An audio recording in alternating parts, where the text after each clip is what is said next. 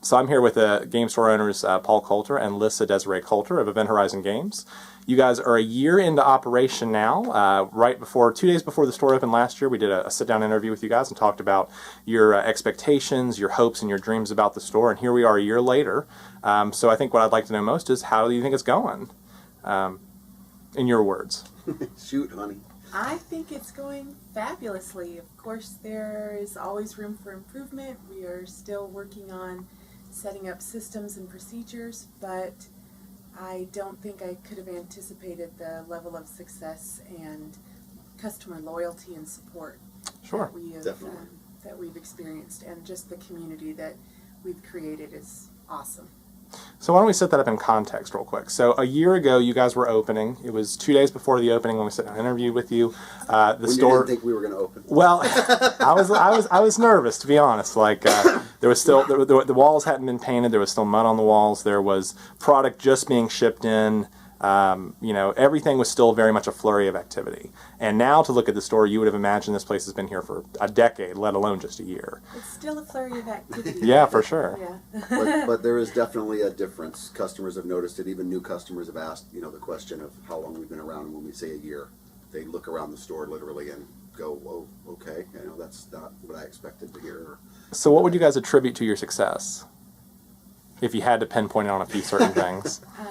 Sheer determination, and I think a lot of listening to customer feedback. Just listening to customers, and one example is like Dust Tactics. We had a customer come in, Ian, who mentioned the game and asked whether or not we were going to carry it because he had been playing it at a different store, and I was like, well, we don't currently carry it, but we'll check into it, we'll think about it. And he came in like a week and a half later, and of course Dust Tactics was blasted all over the shelf. And he was like, I was asking a question, and wow. And all of a sudden now we carry Dust Tactics, and it's one of our lines, and him and his people come in and play. And it's just, listening to customers allows us to broaden the store and fulfill requests that aren't being met at other game stores. Do you ever feel like that's a risk? Like if someone came in with a very obscure game and you carried it, and then for whatever reason they either didn't need your stock or the game was discontinued or something like that? Yes, everything's a risk. Sure. There's no doubt that everything that you carry is a risk. But if it's super obscure, then I might not go out on the limb like I did on Dust Tactics. It was carried by the company that makes Flames of War, which is a game that I was very familiar with. It was also it's kind of like a World War II in a weird alternate universe where the game expands and continues as if World War II hadn't ended, which allowed me to immediately join it with Savage Worlds Weird Wars. So I went, okay, so you're telling me that there's a model game out there that's not only a tabletop game, but also a tactical game because it has Dust Warfare with it, but it's a bunch of models that is just completely supports my Savage Worlds line right off the bat. Role-playing wise. And Ian said, yeah, and I said, oh, well, wow, I can't see why we wouldn't carry that then, type of a thing, and so I do. But there has been some weird ones that people have asked about that either I carry in a very small environment, small quantity, or that I just got in for them in a one-off, and a lot of times if somebody walks in and asks for a special order like My Little Pony Monopoly, and I don't have it, I'll buy two. One for the person that ordered it and one for my shelf, because there's a good chance that some other customer also wants that item. So that allows us to grow the store without really having to risk much, because the first person kind of pays for me stocking my shelf.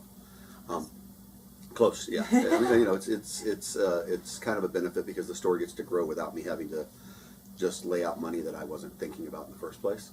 Sometimes I don't do that, and sometimes I go super heavy, on something. So and chances are, if one customer is asking for something, somebody else might be interested in it, and that first customer has done a lot of the research. So we can do minimal research, but still have confidence because we trust our customers in their interests also. Right, and we've got a couple of customers that are like heavy into board games, for instance. So they do not only their own board game night, kind of like Tabletop by Will Wheaton, but so they do a lot of the research and come to us and say, hey, by the way, these are kind of like the top 10 games that I think you should carry. And so I'm like, oh, okay, that's good. That's a good thought process. And I mean, I'm already tied into Board Game Geek and stuff like that, but having customers that have kind of already played the games or done the research or looked at the Kickstarters and stuff like that helps me because I've already got a rapport with them. And so when they come to me with a list, it helps me broaden the store in the right direction And we can without have a lot of risk. we can have conversations with our customers to see, to find out more details about that, and so that helps us with the research and also helps us build a relationship with the customers. Sure. So originally, when you guys opened, your plan was sort of to carry certain lines, and then you had a lot of ideas, and then it's clearly you've expanded into new areas, like, for example, T-shirts and comic books. And so where do you feel like you were a year ago, and what areas have you expanded into, and maybe areas that you didn't expect to expand into but have been profitable, or areas that at first you thought would be profitable, but that turns out in the area it wasn't exactly part of what your original plan has changed to reflect it, that sort of thing? Well, when we first started kicking around the idea, and I say first started, I mean, when I was building my original business plan, which was, late 90s, after I'd been a partner in other game stores, and I was kind of thinking about what I wanted to do. My thought was, and I even found my map that I had laid out what my game store would look like if I, had my... Does this reflect it closely? It does in some ways. There's a lot of things that are in the store because of the years of listening to other people and sitting down at tables and thinking to myself, gosh, I wish I had, my own locker to put my stuff in so I didn't have to keep carrying it back and forth in my car or whatever. And other things aren't in the store, like computer networking computers, consoles, stuff like that. One of the reasons was the Leafs didn't want us to have them, but in the second thing, we didn't want to carry computer games. I never really wanted to sell computer games, but I liked the idea of having like networked Xboxes or something like that. The venue for group play. Which, some other stores in the area do, and they do it well, and I'm kind of glad that we don't, because it allows them to do it and allows us to do different stuff and kind of focus and have space. The private RPG rooms people love, and it was always something that was something I wanted because it cuts down on the noise and allows people to have their theme and their kind of venue kind of specific without interrupting other people and without having to scream at each other just to hear the dungeon master think.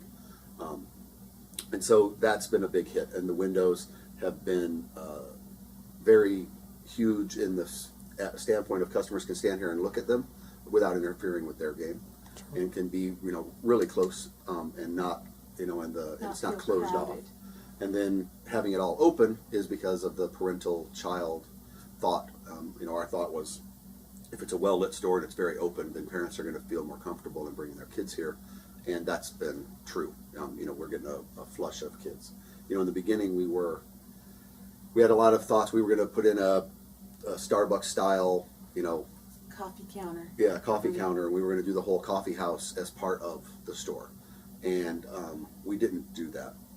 And we were going to go heavy into books, and it was literally going to be like a used bookstore, kind of like a, whatever the one is up on Capitol. I can't think of the name of it.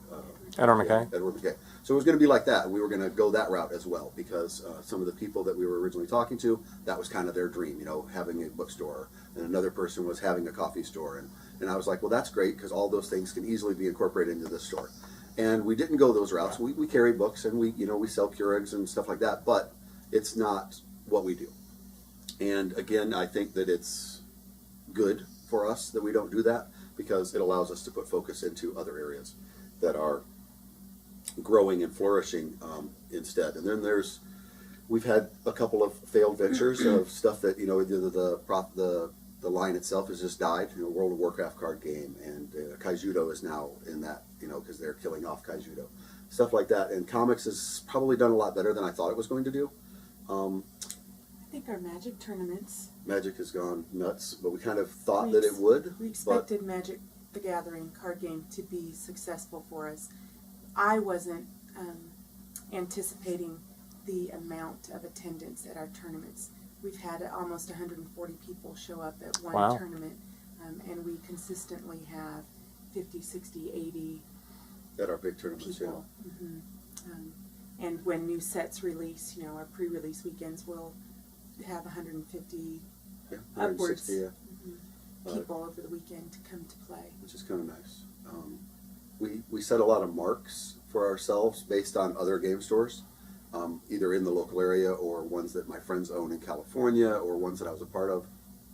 Things of, well, how much is our opening month going to be? How much is a average month going to be? What should we should expect our peak month to be? And slowly through this year, amazingly enough, we've boxed off a lot of those, and so it's been kind of nice to hit those marks earlier than we thought we would. I think we were not anticipating the level of staffing that we would need to handle exceeding our sales expectations. And so, we were expecting this to be run like a mom and pop shop, basically, with family and an investor or two. And I mean, we've got to that end, 8 to 10 people on staff now. On that Wow. point, when we opened, literally, my son moved out here from Washington, I remember. and it was Lissa was going to run days Monday through Friday, Michael was going to run nights Monday through Friday, and I was going to be here on the weekends because I had a job that was going to require me to Travel. to work, or in the job that I had just started when we actually pulled the trigger, I was actually working remote, so I was working from home. So I was just going to be in the back office 7 days a week and, working. And if they needed me, I was here. But, literally it was going to be one person behind the counter and everything was going to run just smoothly and there wasn't going to be any problems. And we had 2 investors that were also working. Well, we didn't when we lined it up. Oh, when we yes. first signed the lease, we didn't have the other 2 investors, and we were at another game store playing Blood Bowl. I was, and I had just gotten a call that day from my realtor saying, "Hey, somebody else just looked at your spot and literally wants to open up the same thing you did," which was odd because I kind of had my pulse on the other game stores in town and knew that none of them were expanding, and was kind of like, "Huh, that's kind of interesting. Who's wanting to open up a store because nobody's really growing." And I happened to be sitting across from a friend of mine who is now an investor, and I made some mention to it, or he made some mention or something about how he was looking into opening a store. And I was like, "Oh, well, that's interesting because that's what we're doing." And he's like, "Yeah, we were just looking at a spot up at North Station on Garner Station Boulevard." And I was like, "Dude, that's my spot." Like literally, I already have a lease there. And so we sat down and talked. And instead of them going a route of opening up their own store, which they were looking like a year plus out, they instead came on board with us. So we actually opened with 5 people, kind of like running the store. Sure. With 2 of us having real Full-time jobs, real jobs, and the other full-time jobs. yeah, and here we are. So now we're a year later, and we have a lot different people on staff, and we have coverage all over the place. And on big weekends, we got four people behind the counter, and so yeah, it's a lot different than we kind of thought. But potentially that's why we're successful as well, because we kind of have that something that the other 2 game stores really didn't. We talked about that I was a partner in other stores and why they possibly failed. And I think maybe that level of either burnout from not having enough people and only the owners running the store, or just not listening, not having enough people that can listen to the customer because you're just too busy, running the register. So it has grown and things have happened, and we're still painting and we're still building and we're still doing that, but it's all finishing stuff, like the trim work on the windows. Sure. That now is it makes the store look that much better. Yeah. Even within our first year.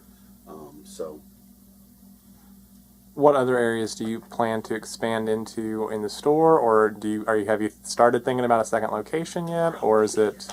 I know this shopping center. There's a couple stores that moved in next door, so I don't know if you can blast through the wall, but.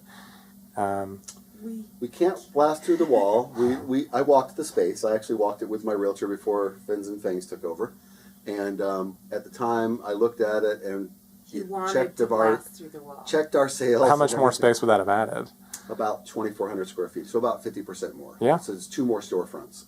So it would have increased us by 50%, which would have been very nice. But at the time, we were still in the process of checking off those Sure. goals, and it just wasn't.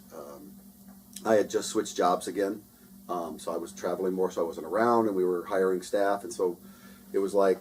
Too many unknowns. Yeah, there was a whole lot of unknowns, and sales were doing okay. They were still creeping along on our pace, but they weren't where we fully wanted them to be for me not to have to travel and all that kind of stuff. And so I just no, I'm not going to do that.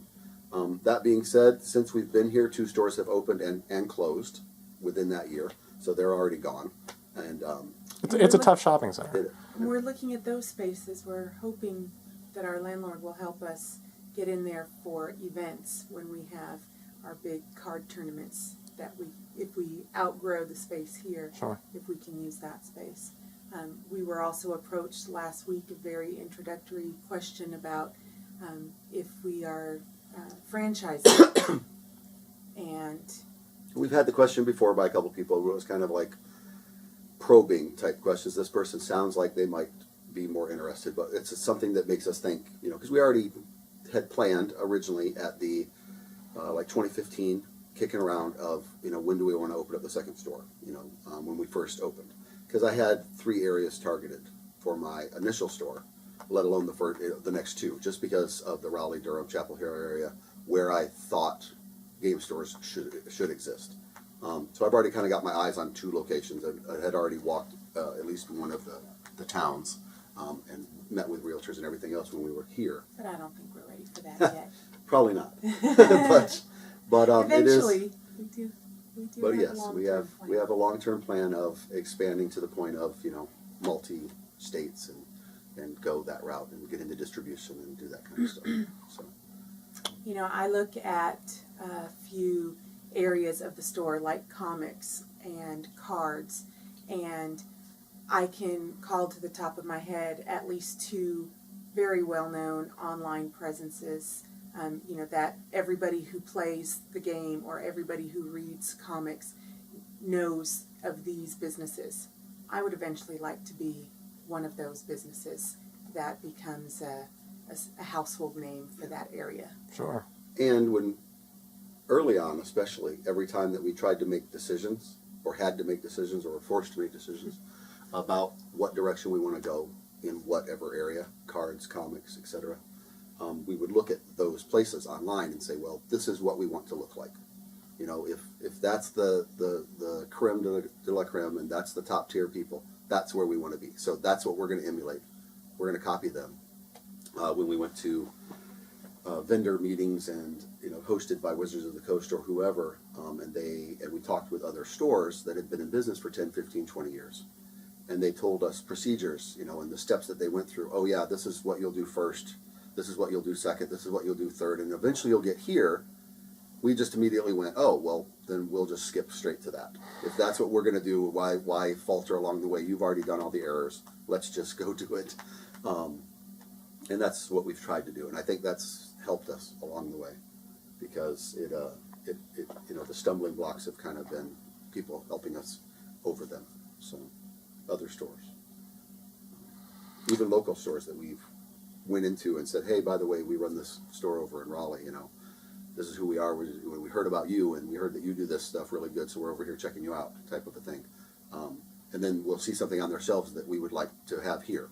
And, they'll basically be a distributor for us. We'll buy it from them. They'll give us a discount. That way we can have it on the shelf for our customers. Until we can get set Right, up. until we can figure out a way to get whatever that item is, Sure. So.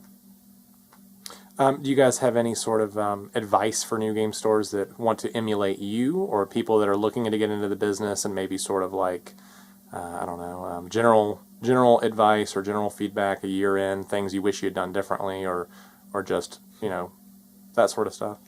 I would say choose your inventory and point of sale system very carefully. Do a lot of research and get some hands-on training to see what you're comfortable with before you dive in. Okay. Don't overbuy. Don't if you... In terms of product? In terms of product. If you think, something brand new is coming out and you think it's going to be the hottest thing since sliced bread, don't. Buy a couple, unless you've already got people signing up at the door paying you for the release. Buy some and then wait until it sells and then buy more.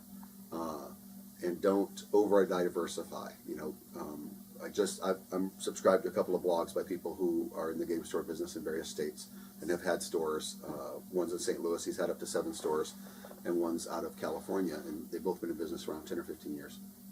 And it was funny because the article that he just wrote was about how he used to say, hey, if you're a game store and Magic does more than 35% of your sales total, then you're in you're in danger, right? In other words, you have the possibility of going under because all your eggs are in one basket. And he said, my newest approach to that is take the money and run. He's like, basically, if you find something and that's what your biggest seller is, buy a lot of it, push it hard, and bank the money, and then when things get rough, you'll have the money, and you can kind of make up for it. And he was, instead of being super diluted, which can be a beneficial, we're very, spread across, which we like because it brings in different people to the store. We're not just a comic store, we're not just a magic store, we're not just a board game store. We do a lot of different things. We have action figures and T-shirts, and we have game space, which some people don't have. And so we offer a lot of different things, and I think that's part of the reason why we're doing well. There's another game store in town that's closing. Actually, I'm sorry, just closed today. Which one is that? Endless Gaming. Did they really They're close? gone. They're closed the doors. Yeah. So he's there for a couple of weeks, but he's done. And I haven't had a chance to talk with Mike about exactly what pulled the trigger on that, but a couple of customers had told me that when he first opened, he used to run a lot of events, and people went there for that, and then he kind of stopped the last 3-4 months. I don't know if he already had known that he was going to close, and so he just kind of backed off on scheduling events or what. But like I said, that was one of the places that that's tied to the opening of the store, because I was playing Blood Bowl there when some of my investors came on board. So it's just since we've been open, 2 stores have closed, right? One closed right when we opened, and the other's now closing a year later. Yeah, So it's hopefully we made it past a year, but a year is not. My personal not a mark is guarantee. 2 years, right? The personal mark is 2, Mine's 5. because the other 2 stores closed at 2 years. Both of them, amazingly enough, that I was a partner in. And then the store that I was invested in, that was up in Washington, they had 3 stores. And when I got invested, they were all about, like, hey, we just built our prototype store, and we're going to go to these venture capitalists, and we're going to get them to invest in us, and we're going to go to 10 stores, and, we've got all this stuff about stock splits, and everything's going up, right? And I like the look of their store and the feel and their game plan, and, looking at everything. And they went to the investors, and the, investment people said, well, why don't you get to 10, and then we'll take you to 100. No problem. We like what you're doing, but you're still kind of small. And instead, they just kind of crashed and burned because I think they had sunk so much money into that store. That's the other thing about new stores. Don't spend too much money on your opening. Okay. A lot of people do that, and I think I think that it sinks them right off the bat. I think you're better off